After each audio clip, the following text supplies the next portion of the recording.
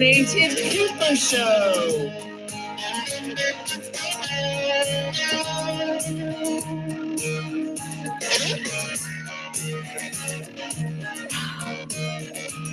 Good morning, everybody. It's so great to see you. You caught me pouring a little caffeine in my cup this morning. And I have a great sponsor that I want to open up the show with.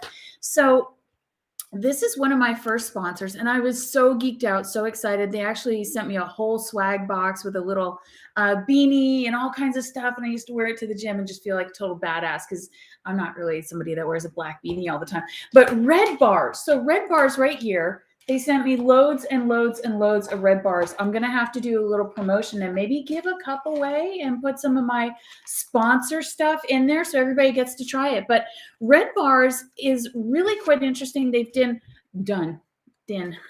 another George W. there. I'm combining words this morning. It's early. So Red Bars, they have done a lot of research to design these bars.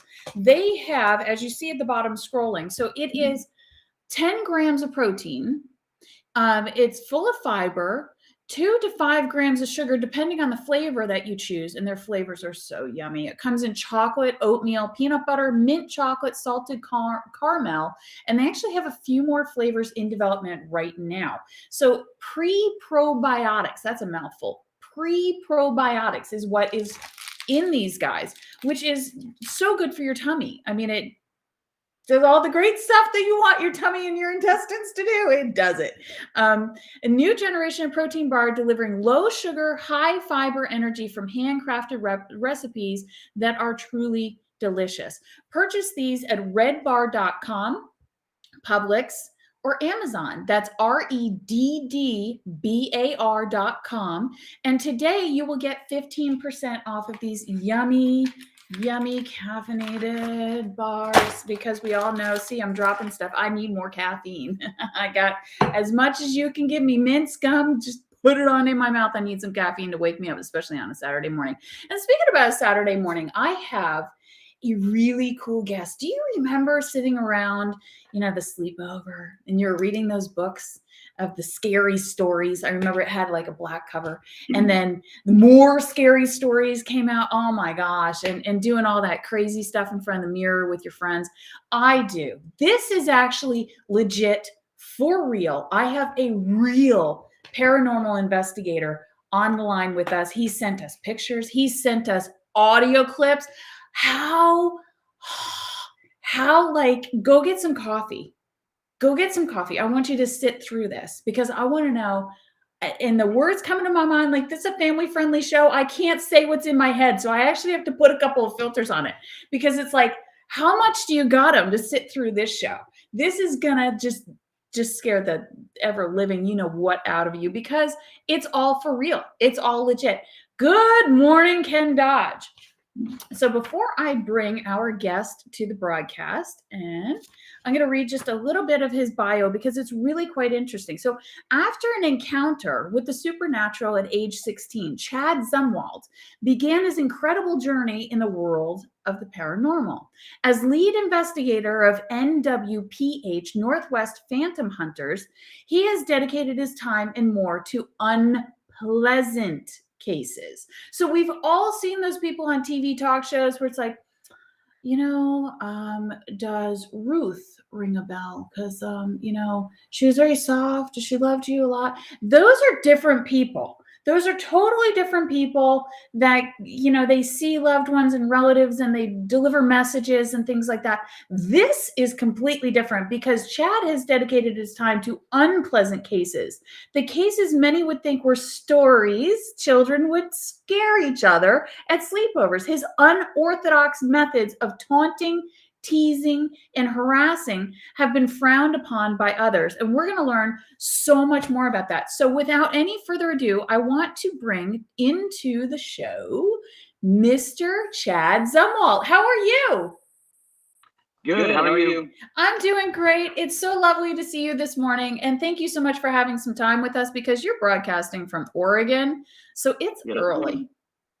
Pretty early. Yeah, about 6:30 or 7-ish. Yes. Now. Yes. Yeah. So I need more caffeine. Well, you're welcome to go get some more caffeine if you need to, because we've got a full packed show. My goodness, I already have people lining up. They're watching. Connie Maynard, morning a friend.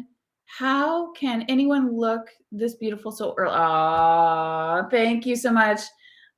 Thank you so much. That's very, very nice. It's nice to see everybody connected. Ken Dodge, Connie Maynard, and so many more. We actually have quite many eyeballs on this show so far. So I am speaking with Chad Zumwalt, Paranormal Investigator. Chad, tell us a little bit, what was that experience at age 16 that you began your journey? Well, I was working at a local grocery store that was, it sounds like a horror movie, but it was built on a pioneer cemetery. And I had to be like kind of locked in the store at night. And people were, I don't really believe in anything unless I've actually witnessed it, or seen really good evidence of it. And I remember things happening that were just, undeniable, that you could not mistake it as anything else. That they were paranormal. I remember a girl shouted in my ear one evening, and some other stuff like that. And so that kind of got me interested in it, and I wanted to go out and document it and kind of do it differently than other people, others in this field do it. By just getting raw evidence, like I sent you some raw evidence, and let the viewers decide what is out there mainly. And I mean that's what started my journey into this. Very cool. So it just grabbed you. It came, found you, and grabbed you. Yeah. Do you ever feel like you wish you can get away from it? Like, does it tax your energy to do your work? Yeah. It kind of does not as much as what you think. It really doesn't take that much out of me. Believe it or not, which is kind of an odd thing, because you think that it would.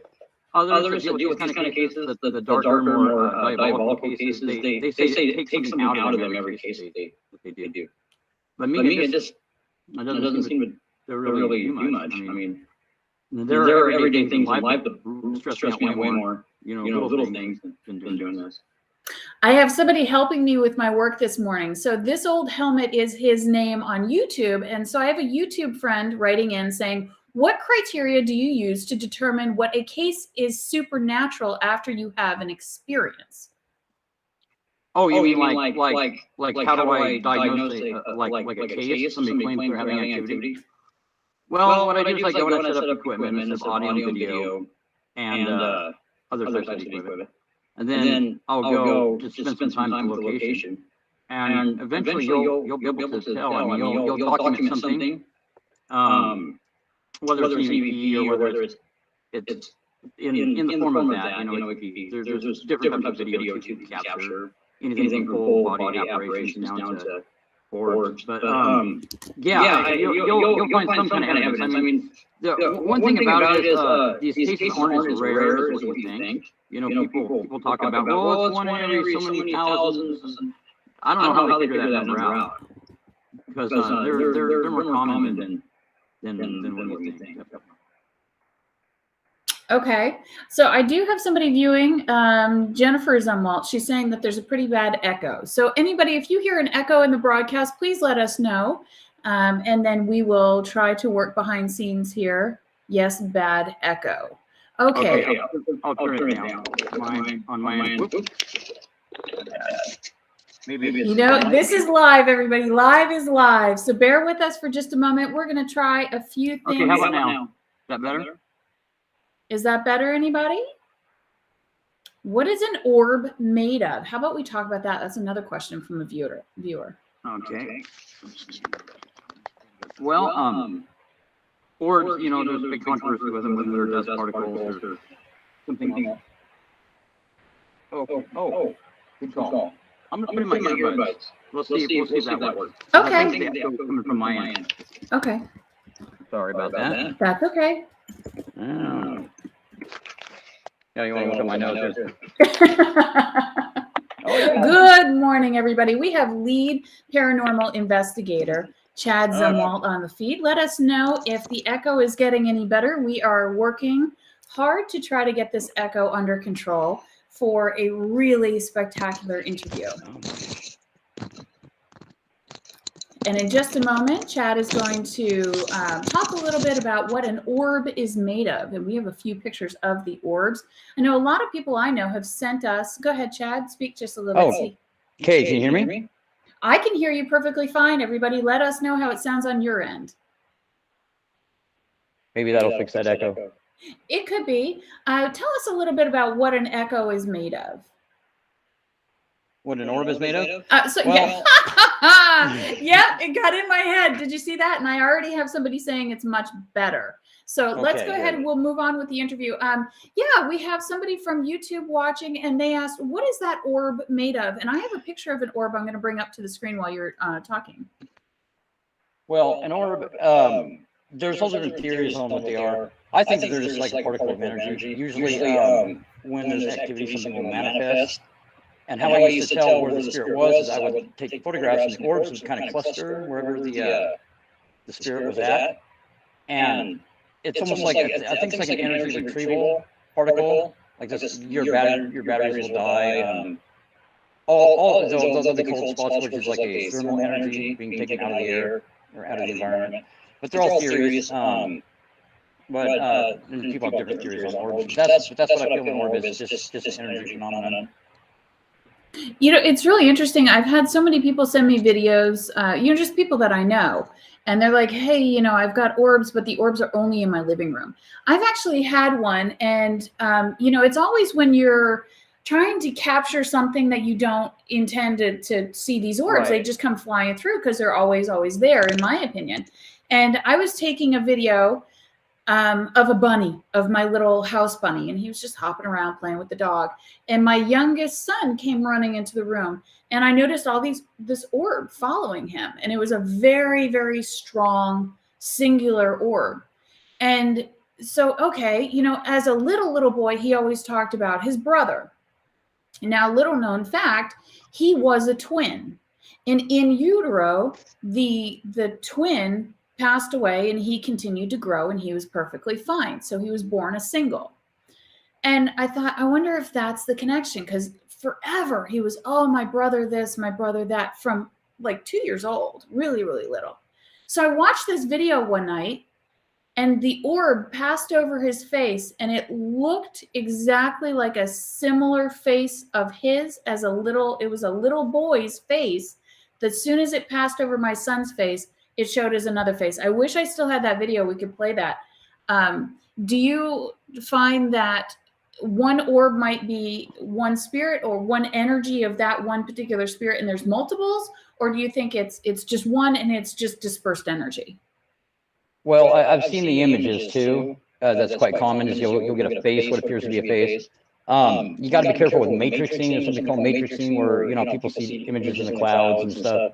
You'll get a lot of that in phenomenon where there's some kind of apparition, like a lot of times there'll be like a mist that'll appear, and it's a physical manifestation. And in some of that mist, you'll see. I sent you some pictures of that I've captured where it's undeniable what it's taken a shape of. But you'll see faces and all kinds of stuff, and some of it's really legitimate, and some of it isn't. But I've seen the faces in orbs, definitely. I've seen that before.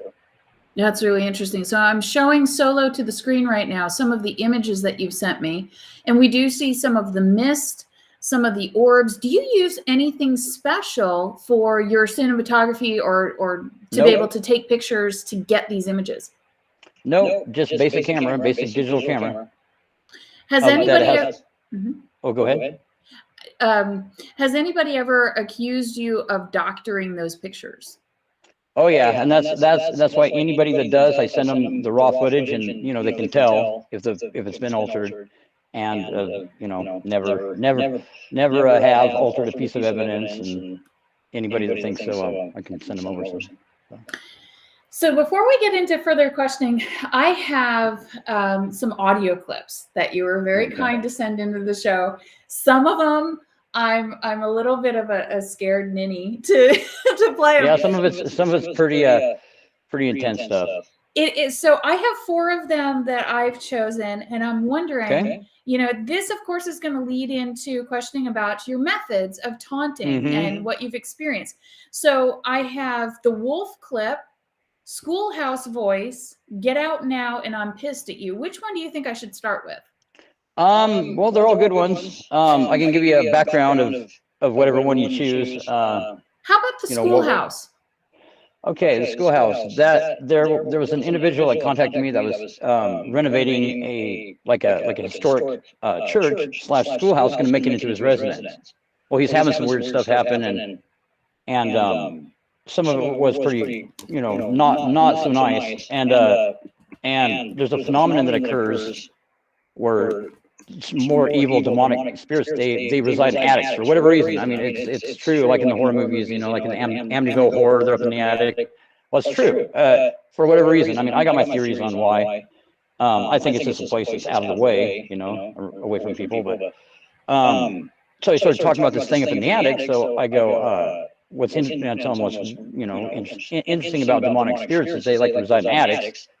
And then you could hear this thing say, "Shelter me," and that's a threat. Actually, the thing is asking me to take it home. In other words, it's daring me. It's like invite me, kind of deal. So it says, "Shelter me," like kind of, all right, all eerie, like, because they do like to scare you. That's something that they do like to do. So. Okay, and so that's the schoolhouse voice, right? Yes.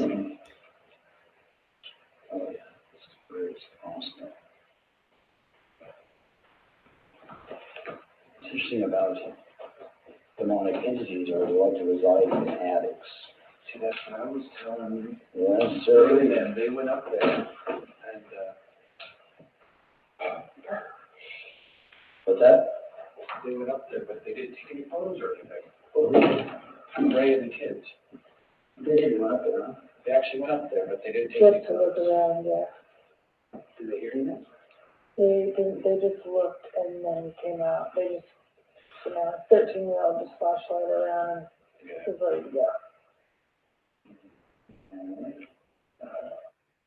Okay, so was the voice in the very, very beginning? Yeah. Right after I say about the demon residing in attics, it goes, "Shelter me," like that. Really? Okay, kind of all right. Eerie voice, yeah. I'm going to turn my audio up. We're going to listen to that one more time. Oh yeah, this is pretty awesome. What's interesting about demonic entities are they like to reside in attics.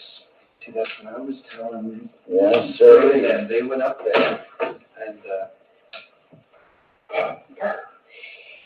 Oh. Ooh. Okay. All right. So let's listen to one more. How about the "I'm pissed at you"? Okay. That one was an interesting one. It was a historic library that we were called in to investigate. And this thing, in a lot of cases, you need to pick up the spirit voice on an audio recorder or something like that. And in rare cases, well, they're not really that rare. I get a lot of them, but the one in the schoolhouse was called a disembodied voice, where you can hear the voice with your ears, like it speaks and you can understand what it's saying, and it's just like it's right there with you. And this thing, it spoke like that too. Oh wow. Okay. And basically, we were wrapping it up for the night, and this thing, I remember kind of looking out through the open room, and there's like this counter with this bouquet of flowers, and the flowers kind of go like that and move back and forth. And then something right in my ear, I mean, it just comes up and says, "I'm pissed at you now. Leave or I'll break you all," which is a threat, of course. And then you can hear a chair slide in the background, and that was a chair that slipped clear across the room, and it started moving objects. But our camera equipment it died like right then and there, like the batteries got sucked dry and all that. So all right, let's take a listen. Okay.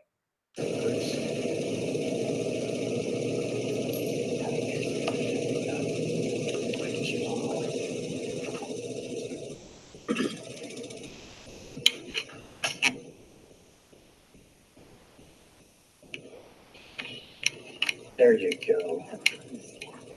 That was our boogeyman right there. Okay. That was downstairs. No. All right. So now these clips are kind of hard to hear. Of course, I wanted to have that virgin conversation with you, that organic response. So I haven't heard them yet. I'm going to turn this up, and I'm assuming all of that was in the beginning of this clip, right? Yeah, it was. All right, let's listen one more time.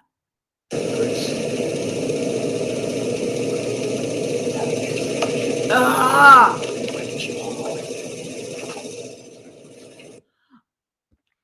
Ugh. Okay.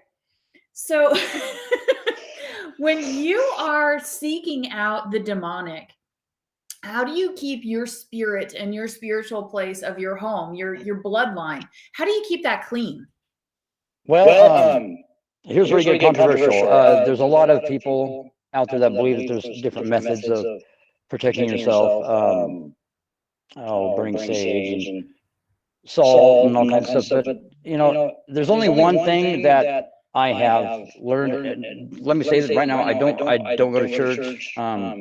I joke around about everything I like to do is either sinful, wrong, something or other. But not really. But I'm not I don't go to church, needless to say.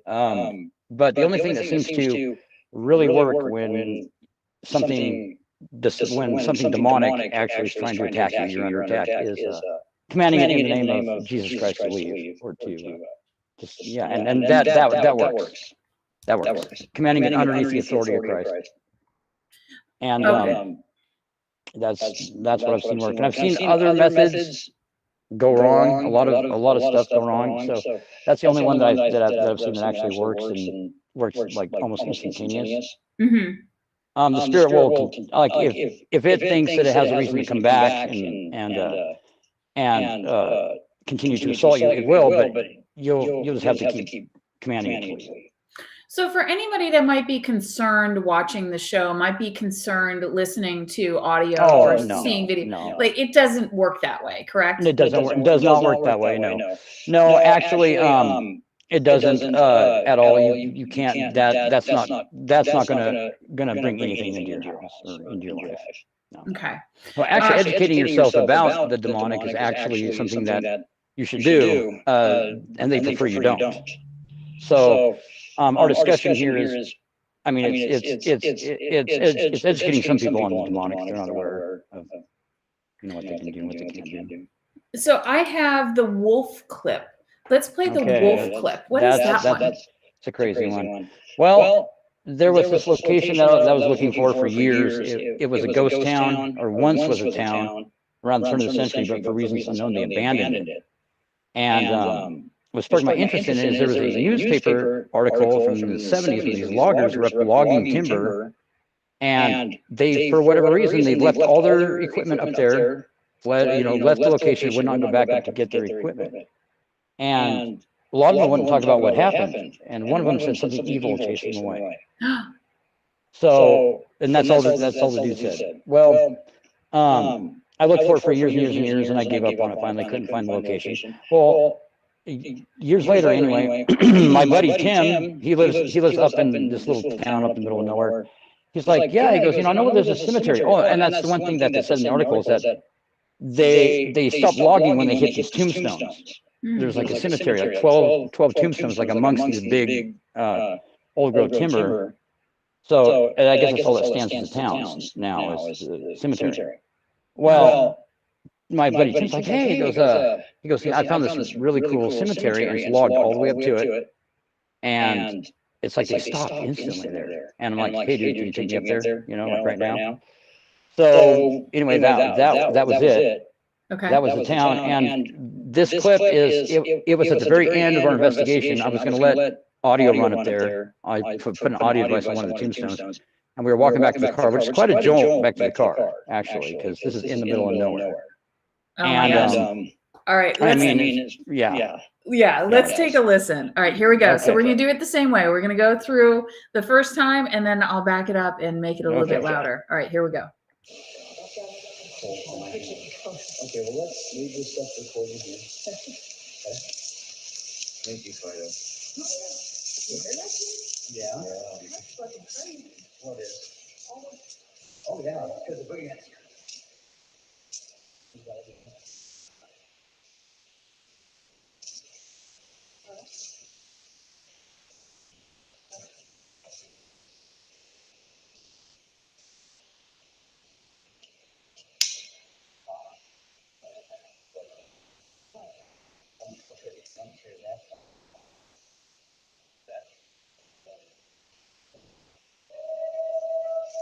Whoa, hang on, stop, hang on.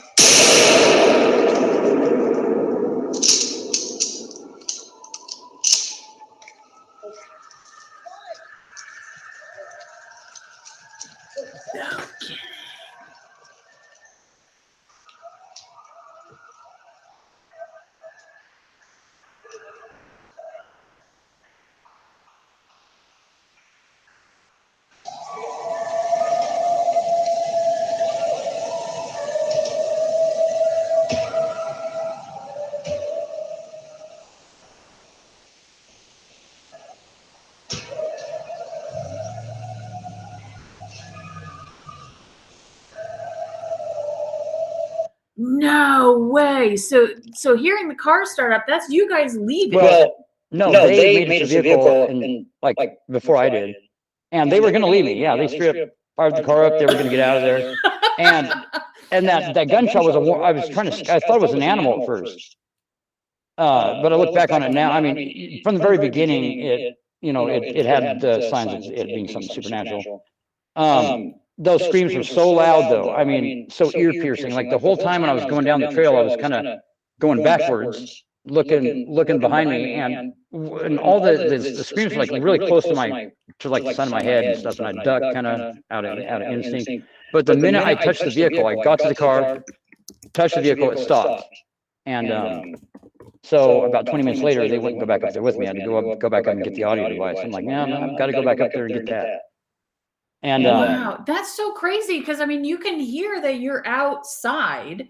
Granted, you've got great audio on that, so I could definitely see where some naysayers are like, oh, I don't know, but no, you can really tell if you're listening. And it sounded like there was a whole room. Oh yeah, of people screaming. It was like it sounded like this whole ocean of screams. Just like there was like a pause for a second, and then all these screams. I mean, it just sounded like an ocean. That's the only way that I can describe it. And if you listen in the audio, there's like the audio device is up behind me, and you can hear something run past the audio device towards us. It's like a thundering feet. Because I mean, it was quite a ways behind us by the time that first howl happened. That is wild. All right, so I've got another one. This one's I'm pissed at you. Does that sound like a good one to play? I think we already played that one. No, yeah. I'm sorry. We did. All right, hold on. I'm like geeked up on the Angry Demon is another one. That one's interesting. Okay. That one's interesting because I mean they're all interesting, but that one's really good. Because whatever was in this house, the background story is this woman wanted us to go investigate it. She had grown up in that house, and it was still owned by her parents, which were deceased. I guess it was her house; she inherited it, but no one lived there for years. And they said that they had all this activity in the house, and there was something that pretended to be a little girl. That's what it appeared to be, and it wasn't. And now when you taunt these things, it's interesting because they will become angry, and it's like all of a sudden. And we had left the house. We were going out to the old barn, which is about 100 yards away, and I could hear this coming from the house. The thing got angry, and it knocked the doors off the hinges upstairs, all the doors, and pushed like the furniture in the middle of the room. And so it just shows you how much power they have. This is a good example of that. Let's play this clip.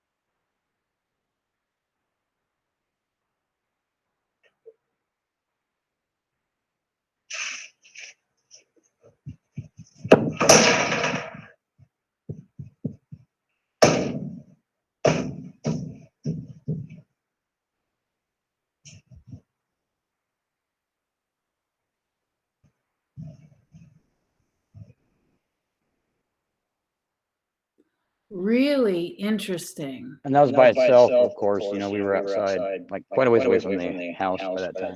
That's what I was about to say. So it sounds like wind. It sounds like Yeah, something yeah. The that's thing, attacking it's the actually camera. it's saying something, but I can't make out what it is.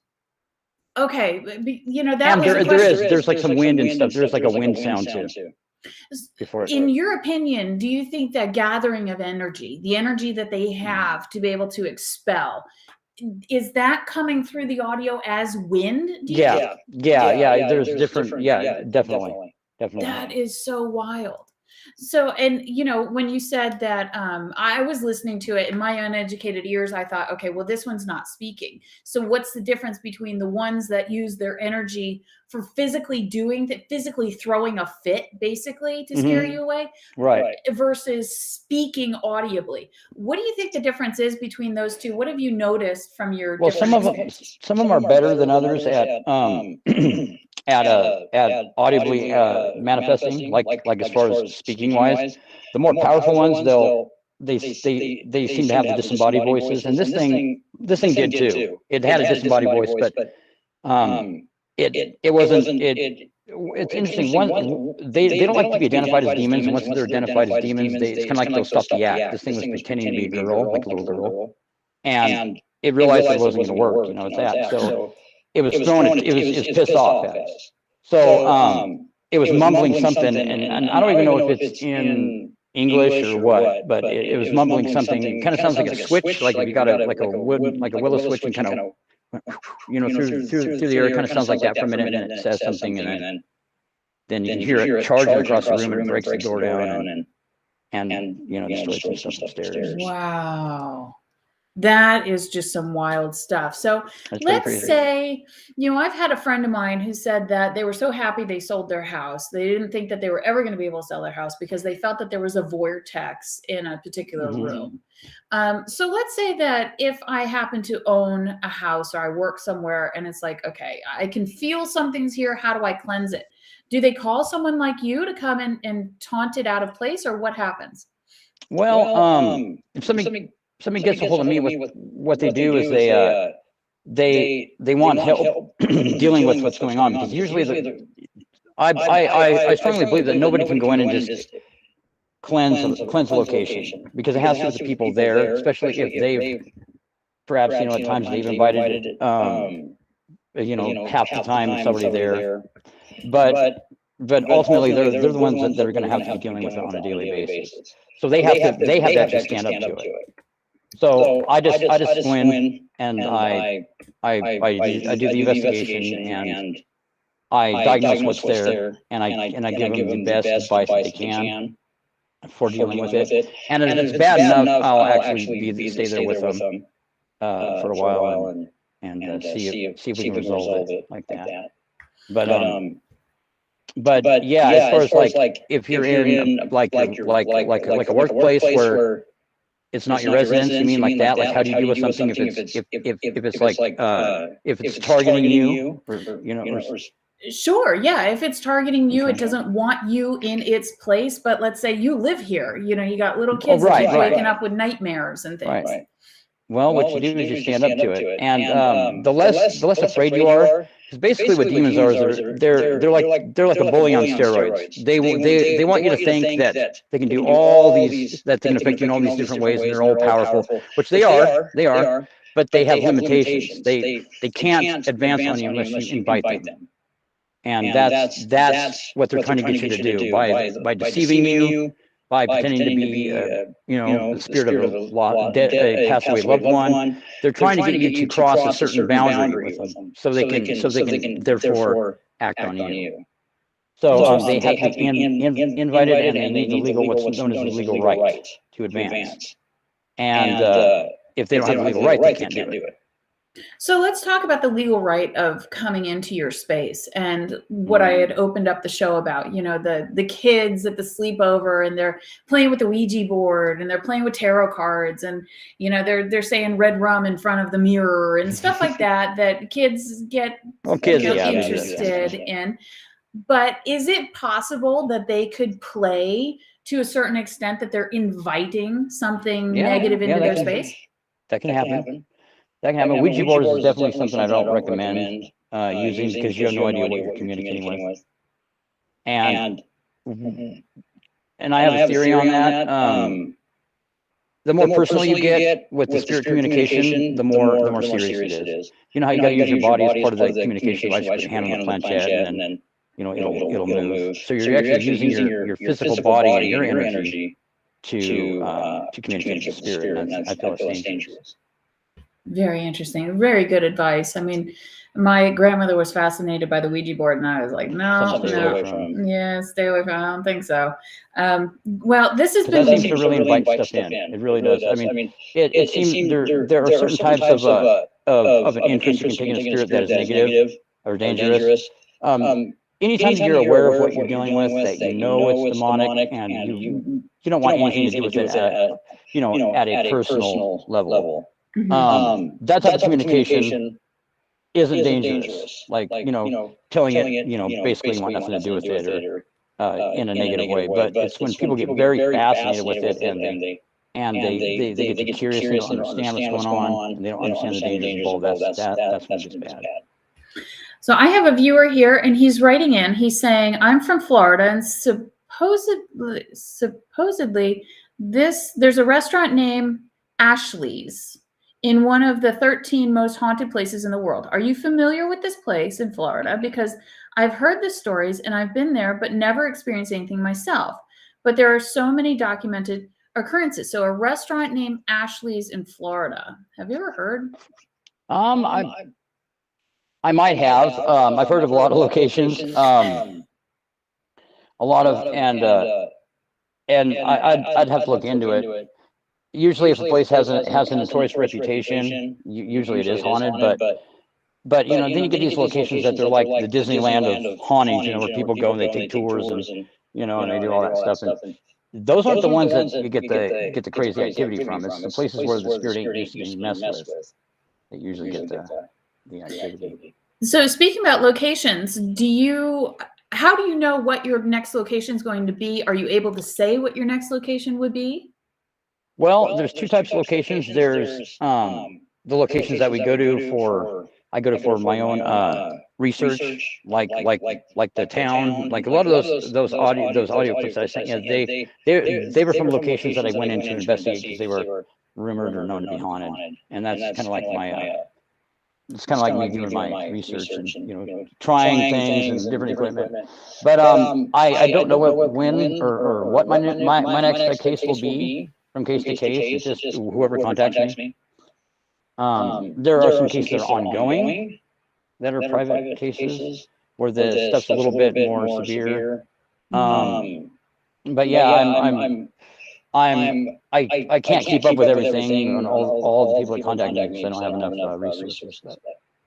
Interesting. So tell us, how can we follow you? How can we contact you? If someone is watching and they say, oh my gosh, I got to get in touch with this guy because I can't take it anymore. The spirits drive me crazy. Facebook is a good way to do it. Just search for Chad Zumwalt. And that's an excellent way to get a hold of me. I'm always checking my Facebook, and I'll get back to you if somebody writes me if they got questions or anything. I answer questions too. I'm not like I don't filter it out just for the really serious stuff. So. Awesome. Well, Chad, I want to thank you so much for your time.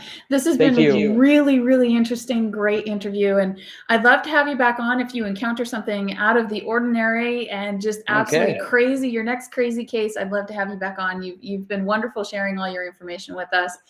And thank you for doing what you do. Thank you. And happy Halloween, everybody. Thank you. All right. Have a great Saturday, and I'll talk to you soon.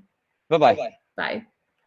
Oh my goodness, what a great interview. That was the most thrilling interview. If I had to catalog these about the funniest and the sad, that was the most thrilling. So I did see that we had maybe a little audio feedback going on. I hope it wasn't too bad. And everybody, I'm really, really happy that you all tuned in so early on a Saturday morning. Stay tuned. Next up is Bad Brad Berkowitz. And he's going to tell us all about his podcast and everything that he's got going on. So I can't wait to see you again in about the next hour or so. So everybody, stay happy, stay loved, and we are blessed. You are blessed. And I love you. Thank you so much. I'll see you in just a moment.